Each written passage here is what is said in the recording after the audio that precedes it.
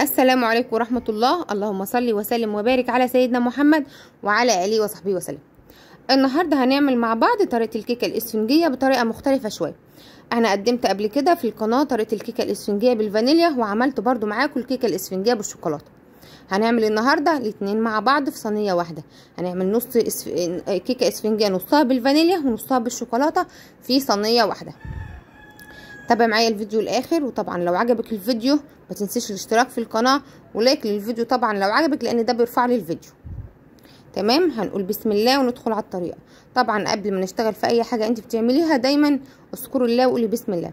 اليوم الحقيقه يومها كان حر كده، وانا خلاص ما عدتش قادره اقف في المطبخ، حطيت الطبليه في الصاله كده ونشتغلنا في الصاله. فالنهارده هنكمل ضرب كده. مش هتحتاج مني اكتر بس من اشغل كده المضرب ونضرب بالمضرب واحنا قاعدين. هنقول بسم الله ونقول احنا عملنا ايه. معايا 7 بيضات ومعايا فانيليا. هحط كده بقى الفانيليا والبيض ونخفق بالمضرب الكهربائي شويه. زي ما قلت لكم انا عملت معاكم قبل كده الكيكه الفانيليا وكيكه الشوكولاته، فانت لو حابه الفانيليا الواحده او الشوكولاته الواحده ارجعي للمقادير. لو عندك صينيه معينه ومقاس معين وعايزه مقادير ليها، مقادير البيض والدقيق ليها، اكتبي لي انا مثلا صينيتي مقاس كذا ومقاس كذا، وانا اكتب لك مقاديرها تكون ايه بالظبط، وتكون مقادير مظبوطه باذن الله. تمام، هنخفق البيض كده لحد ما البيض يفتح شويه اهو زي ما انتم شايفين كده.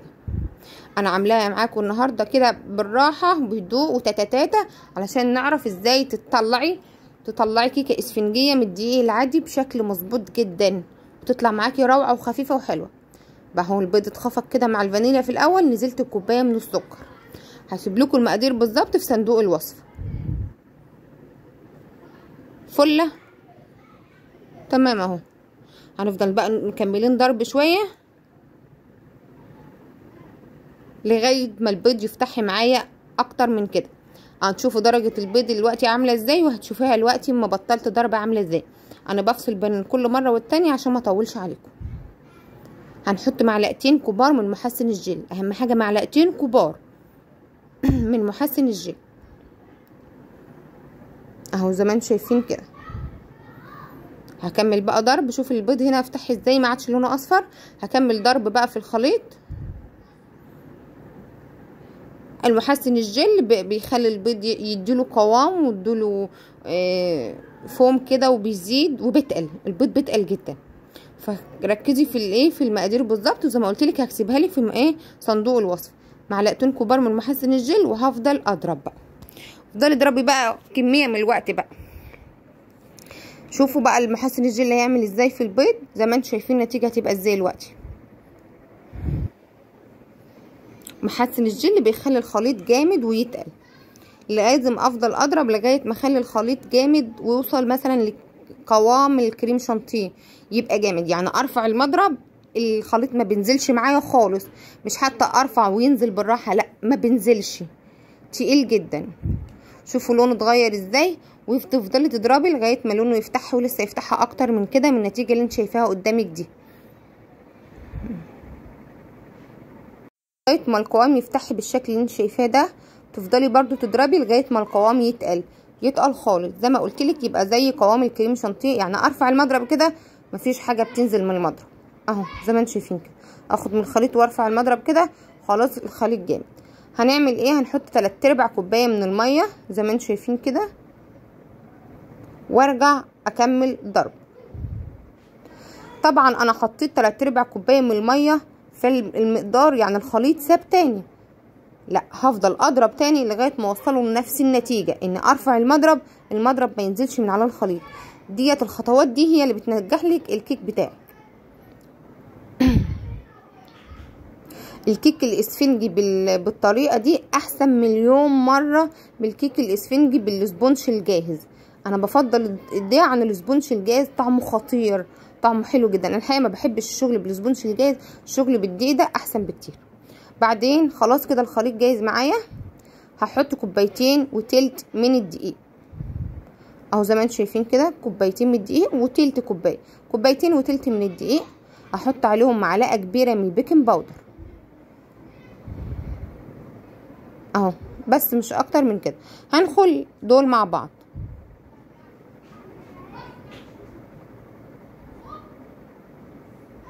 نخلتهم اهوت. هنحط بقى معلقه بمعلقه. هنا ما توصلي للمرحله دي عندك اختيارين، لا انت تكملي بالاسباتيولا وترشي معلقه بمعلقه وتشيلي المضرب بتاعك وتكملي دمج الدقيق بالاسباتيولا في اتجاه واحد عشان ما تطلعيش الهواء اللي احنا دخلناه ده كله. لا اما انا الطريقه اللي بفضلها اني بقلل سرعه المضرب لاقل سرعه خالص، لاول سرعه للمضرب ليه، واحط معلقه بمعلقه من الدقيق، رش كده معلقه بمعلقه وادوب الدقيق فيها. انا بفضل الطريقه دي لان هي اسرع. الحقيقه كميه الخليط بتبقى كبيره، البوله دي كبيره مش صغيره، فانت ايدك هتوجعك كده اما تقعدي تعملي بالاسباتيولا ايه معلقه بمعلقه. فانا بفضل ان انا امشيها في الاول كده بالمضرب الكهربائي على سرعه هاديه لغايه ما اخلص كميه الدقيق كلها، وارجع اديها كده ايه تقلبتين بالاسباتيولا. ان ايه المضرب في اماكن كتير ما بتوصلهاش، زي مثلا زي الجوانب، ممكن ما توصلش تحت خالص الخليط. البوله دي واسعه جدا، فاصلا المضرب مش واصل لتحت اصلا. لو وصل لتحت هيتعك مني وكده يعني. اهو زي ما انتم شايفين كده معلقه بمعلقه وايه على اقل سرعه من المضرب، وبخلص كميه الدقيق اللي معايا كلها. واول ما اخلص كميه الدقيق تعالى هنشوف ايه، لازم نجيب الجوانب والاماكن اللي المضرب ما بتوصلش ليها. فهنعمل ايه بقى اهو زي ما انتم شايفين كده، واخلص بقى كميه الدقيق كلها. يلا يلا يلا هنخلص اهو. اهو معلقه بس بمعلقه خلصت كده كميه الدقيق كلها اللي معايا اهو. لازم الخطوه دي تعمليها علشان تجيبي الاماكن المضرب بتاعك ما وصلهاش، ماشي؟ زي ما قلت لك عايزه تشتغلي بالاسباتيولا في الاول، بس الحقيقه الموضوع بيبقى متعب عشان ايه اعرفك من اولها. فانت تقلبي معلقه بمعلقه في الاسباتيولا كده، الموضوع بيبقى صعب الحقيقه يعني. هجيب بقى الصينيه بتاعتي، حطيت ورقه زبده تحت كده وعلى الجنوب علتها زي ما انتم شايفين كده. هحط نص كميه الخليط في جنب كده اهو. الحقيقه المفروض انت حطي نص الكميه بالظبط، اما انا حطيت هنا كده ايه الابيض اكتر، سرحت معايا يعني سرحت معايا، فحطيت كميه من الخليط الفانيليا اكتر. شوفوا اهو لسه احط كمان، لا كفايه كده. انت مش شايفه الكميه عامله ازاي؟ بس طلعت جميله وما شاء الله عليها، والبني طلع بني والفانيليا طلعت حلوه جدا. ومسكت بقى مسكت كده المنخل، وهنخل معلقه من الكاكاو. الحقيقه في الاول هحط معلقه ونص، في الاول نخلت معلقه والحقيقه النتيجه ما عجبتنيش، لقيت محتاج لسه كاكاو زياده، فرجعت نخلت ايه نص معلقه كمان، يعني حطيت معلقه ونص من الكاكاو على الخليط بقى كده بالاسباتيولا كده. الموضوع سهل يعني، وقلبته اهو. مش هتأثر خالص المعلقه ونص دي. لقيت اللون هيبقى مش كتير، مش هتبقى كاكاو غامق قوي، فحطيت كمان ايه نص معلقه عشان تطلع الكاكاو بتاعها لونها حلو. الكيكه بتاعتك تطلع لونها حلو اهو. هحط نص معلقه كمان بس.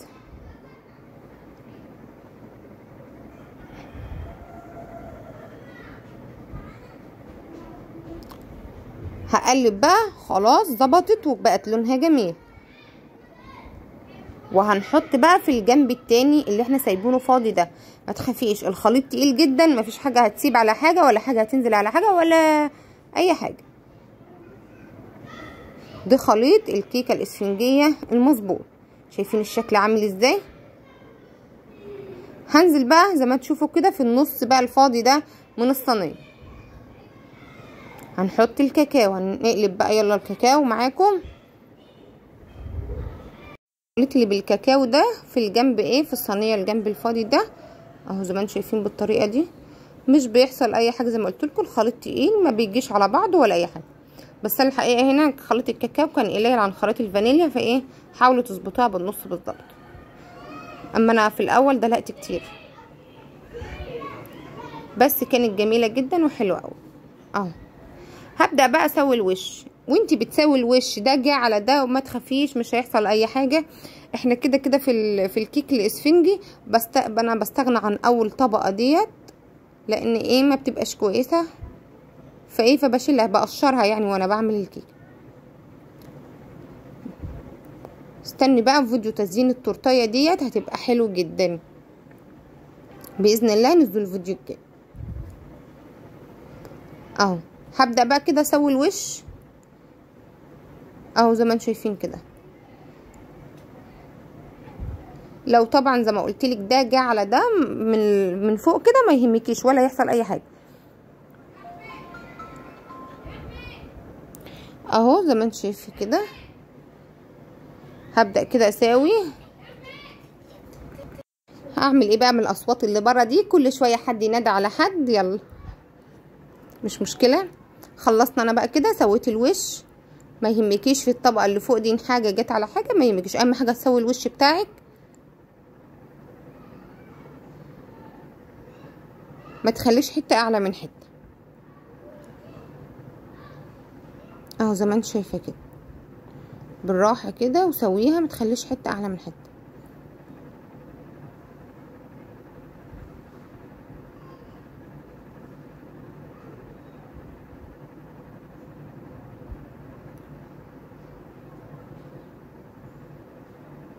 اهو علشان الكيك الفانيليا او الكيك الشوكولاته ما يبقاش اعلى من حد، فبسوي كده.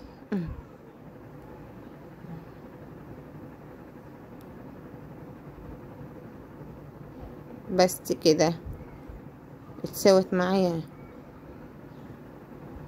حطيتها في الفرن على الرف اللي في النص على درجه حراره 180. بتقعد من 35 ل 40 دقيقه على حسب الفرن بتاعك، وتشوفيها وتطلع بالشكل ده. اختبريها طبعا بخله وطلعت بالشكل الجميل ده. شايفين انا معليه وطلعت حلوه ايه، اقرع على الصينيه. حلوه جدا جدا جدا. كانت الاول سخنه سبتها ما بردت، والوقت ايه خلاص احنا تاني يوم سبتها كده زي ما هي كده لغايه ما بردت الحقيقه ونمت. ودي تاني يوم. تاني يوم بقى شوف الورق، بتشيلي كده بترفعيها من الصينيه، مفيش اي حاجه لازقه وتمام. كانت حلوه قوي. شيلي بقى الورق ده بتاعك اهو كده، الورق الزبده ده، وطالعه ما شاء الله نص فانيليا ونص شوكولاته. وانتظروا بقى فيديو التورته، هيكون حلو جدا جدا جدا. والنهارده يوم النده العالمي. يلا الله المستعان. انتوا شايفين كده النتيجه ما شاء الله. كيكه خفيفه جدا، احلى من دقيق الاسبونج 100 مره. طبعا كل الحاجات بقى اللي في الطرف ده احنا بنقطعها وبنسويها، وبشيل الوش واشيل الجناب واظبط التورتيه بتاعتي. استنيني بقى في الفيديو الجاي علشان اقولك انا عملتها ازاي، وهعمل الكيكه الاسفنجيه دي ازاي اهو زي ما انتوا شايفين كده. حلوه جدا جدا جدا. استنوني في الفيديو الجاي، والسلام عليكم ورحمه الله وبركاته.